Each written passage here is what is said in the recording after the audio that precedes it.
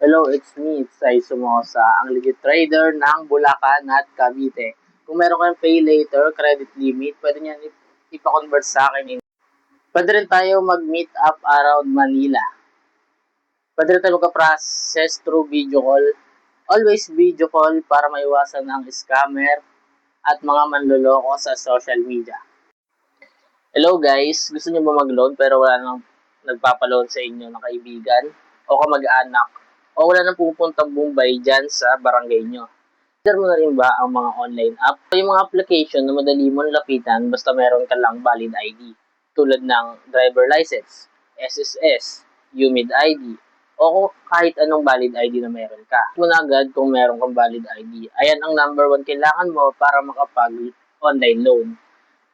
Next naman is dapat meron kang device syempre, cellphone. Kung Android ang gamit mo, punta ka lang sa Play Store at hanapin mo si Skyro. Kung iOS naman, punta ka sa App Store at hanapin mo rin si Skyro. Once na mahanap niyo si Skyro, i-install niyo yan o download. Hahanapan lang kayo ng requirements ni Skyro tulad ng valid ID, information nyo, details nyo. Tapos ma-provide nyo na yung mga details, valid ID, check nyo kung may offer sa inyo si Skyro. May dalawa silang ino-offer na credit loan. Itong isa is Skyro Credit and the next one is Skyro Product Loan. Sa Skyro Product Loan, in-store nyo lang siya magagamit. Physical store. Ito namang Skyro Credit, pwede natin yan i-convert into cash. Paano yung process natin dyan?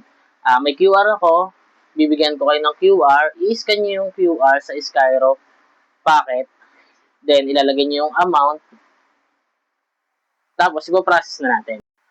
So, once na mag-successful yung process natin, magkakaroon kayo ng cashback. Tulad nitong client ko na 5K, meron siyang cashback na 1%, which is 50 pesos. Sa next nyong loan kay Skyro, pwede nyo siyang gamitin.